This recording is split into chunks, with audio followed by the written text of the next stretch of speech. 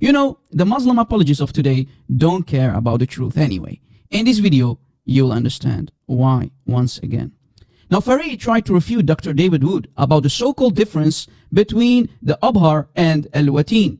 Now, Farid really did try his best and tried to explain that according to the scholars of the Arabic language, there is a huge difference between Al-Watin, which we can find, as I mentioned earlier, in chapter 69, ayah 46 of the Quran, and in Sahih al-Bukhari, hadith number 4428, where Muhammad says he feels that his aorta is being cut off by the poisoned meat he ate at Khaybar. And by the way, there's nothing called as if in the Arabic text in this very hadith. Of course, nothing but a deception by the Muslim translators and scholars in Islam. But what else is new? Now guys, let us hear what Farid has to say, and we will see if this guy has any shame left in his aorta, or he's going to deceive his audience again and lies for his fame and fortune. Let's see if this is another time for me to step in again and spank him without any mercy and put him in his place. All right, فرجينا عرض كتافك يا فريد. Let's go, Farid. Luckily, alhamdulillah, I have my good assistant with me, the beautiful Dr. David Wood, and he's going to be presenting the argument for us. David, go for it.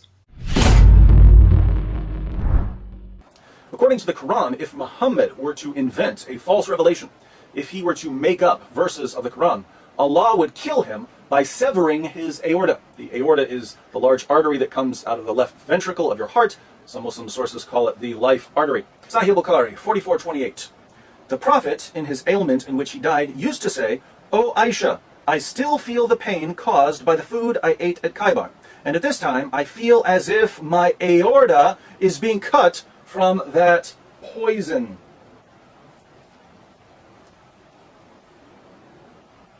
What's that, Muhammad? Something about your aorta being cut? That's funny. I seem to recall someone telling us that if he were going to kill you for being a false prophet, he'd do it by severing your aorta. Now that would almost be a compelling argument. However, if we return to the actual hadith that's being quoted, we'll find that it actually falls a bit short. The report in Arabic speaks of what we refer to as al-abhar, which should not be confused with al-watin or the aorta. Now let me refute this lying and conniving dawah-gandist by using one of the most famous scholars, namely the scholar and Sheikh Ali Jum'ah. Let us see how he translates the word abhar.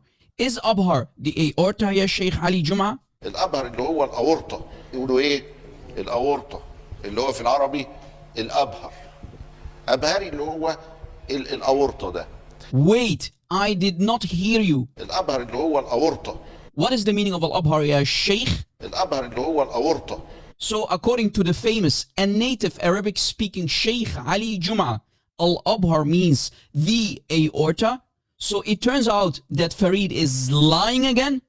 What a surprise. By returning to the works of classical linguists and classical scholars, we find them clearly differentiating between al-abhar and al-watin. We find several scholars specifically stating that al-abhar is located in the back, while al-watin is located at the heart. Well, Farid, if you agree with those so-called scholars of the Arabic language, then that means both of you are idiots.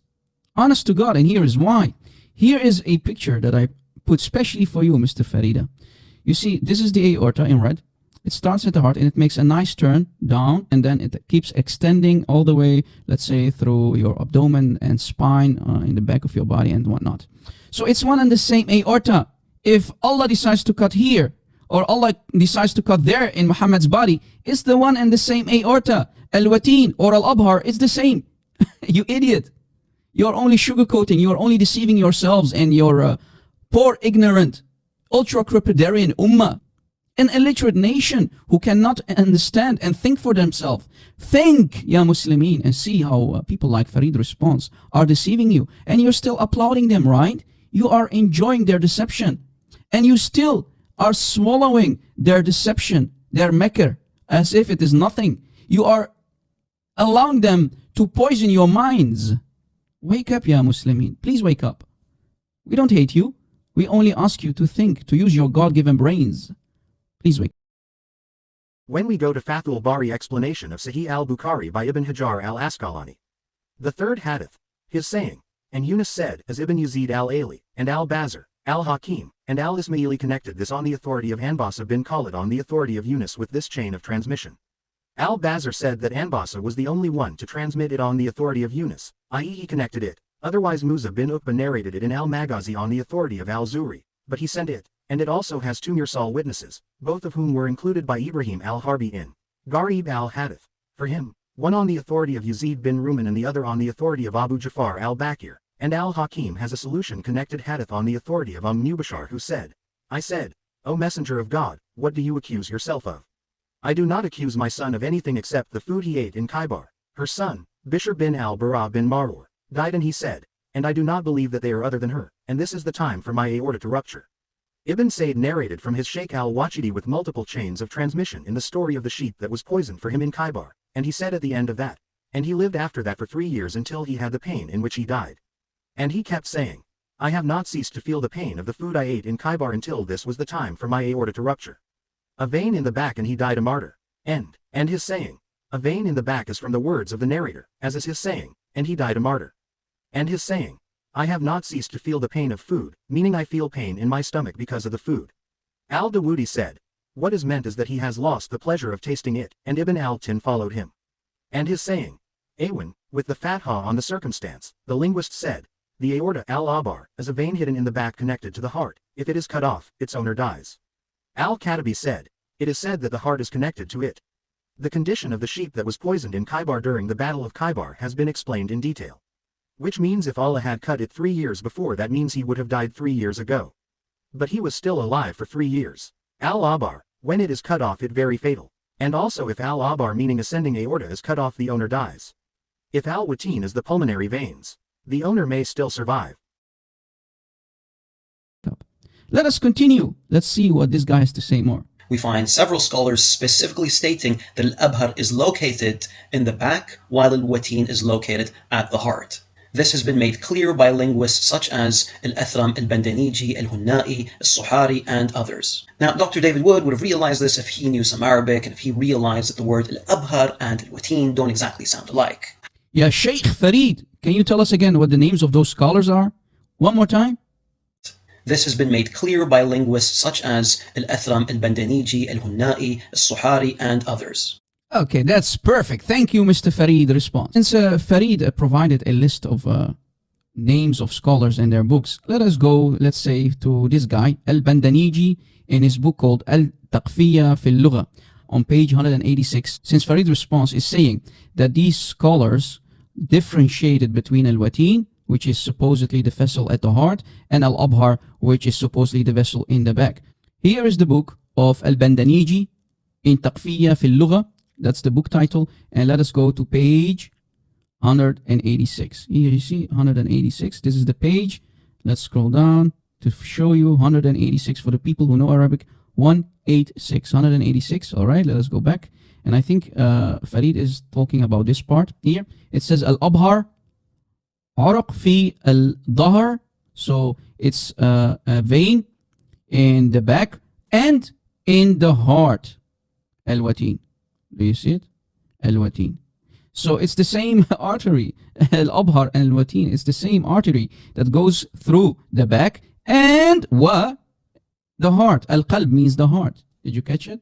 Just to give you an example of what it means, I typed it over for you. It says here, Al-Abhar, Arq fi al-Dahr, wa fi al-Qalb, Al-Watin. The aorta, Al-Abhar, the aorta, a vein in the back, and in the heart, the aorta, Al-Watin. So it's the same aorta. And we explained already to you, there are no two different aortas. It's the one and the same aorta that keeps extending from the heart all the way down to, let's say, the abdomen and the back and so on, to different areas of the body, to different organs in the upper body.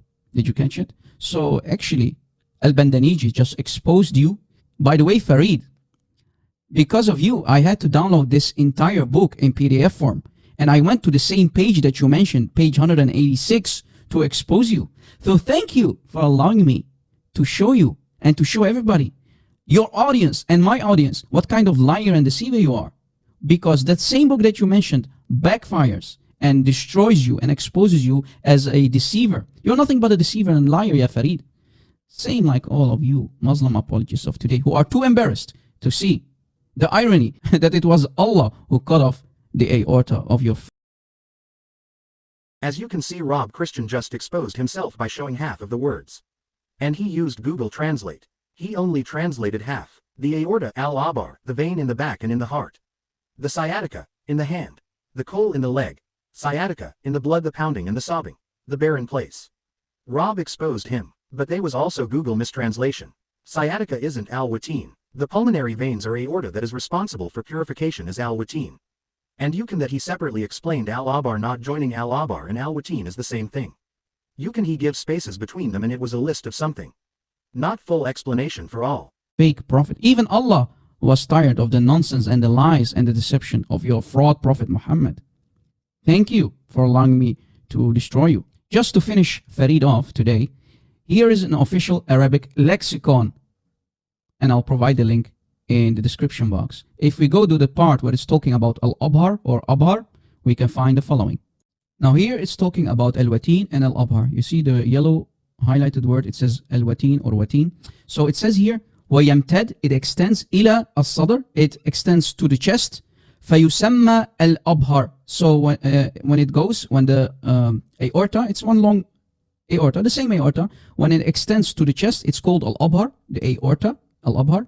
And and يمتد, it extends إلى الظهر, to the back. So it extends to the back and it's called al-watin. So they are only giving parts of the aorta a different name, but it's still the same aorta. Did you catch the idea? Did you caught it? They are only giving names for parts of the aorta, but it's the same aorta. It's not as if there are two different aortas. No, it's the same. Did you catch it? Did you catch it? I hope you caught it. So if you put it in Google Translate to give you an idea, look what it says. وَيَمْتَدْ إِلَى الصَّدْر فَيُسَمَّى الْأَبْهَرِ وَيُمْتَدْ إِلَى الظَّهر, to the back, فَيُسَمَّى الْوَتِينَ. And here's the transliteration for you, right? It extends to the chest and it's called the aorta al-abhar, and extends to the back and it's called the aorta al-watin. This is why Sahih Bukhari on Sunnah.com, they are translating it to aorta, because it is the aorta. It is not as if they are, it's not as if it's two different aortas. No, it's the same aorta, but The main reason is because he died 3 years later, so it will be as if my aorta is cut off from that poison. Farid, shame on you. But you made it sound as if it's a totally different aorta, to sugarcoat, right? To sugarcoat the disaster, because you are too embarrassed. You are too ashamed. That's what you Muslims do. You do tarqiyah, right? You do tarqiyah. You basically sugarcoat, you do damage control. Let's see.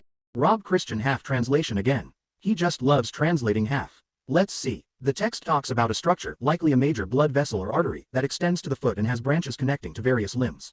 The part that extends to the head is referred to as al-naka, which might be a term used historically or poetically to describe a particular vein or artery. The phrase, God took his life, using the word naka metaphorically. The part that extends to the throat is called al-werd, which is commonly understood as the jugular vein. The section extending to the chest is referred to as al-abar, which is the aorta.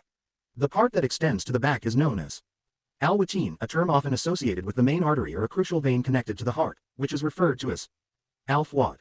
The structure that extends to the thigh is called al-safin, which refers to the saphenous vein. The passage also mentions that the hamza in the word al-safin is extra, and the word can be pronounced with either a damma, indicating an u sound, or a fatha, indicating an a sound, which means watin is often associated to the main artery or crucial vein called al-fuad. And both al-watin and al-abar has different sections and different functions. Piece of a clip with you, which is from this individual called Farid. I went to his video in which he's trying to refute my moon splitting, and look what I found. Look what his argument is. You would expect that the Persians and the Romans, in this time the Byzantines, would document such a miracle, because both of them, especially the Romans, kept records strictly of pretty much everything. There's another issue with Ridwan's assumption here. One of the reasons why we do not have heaps of documented evidence was because most people were asleep at night. Remember, this is the 7th century. The argument here is we don't have any secondary reports of the moon splitting in two in the 7th century because it happened at night, because people were sleeping. People were sleeping. They didn't see that because people were asleep. Because most people were asleep at night. Am I the only one who thinks this is one of the most ridiculous things that I've ever heard? He's got a point. Most people would be asleep. I mean, come on, you can't deny that. People Come here, let me slap you. Come here, let me slap you. Yeah, come to London and let me slap your face.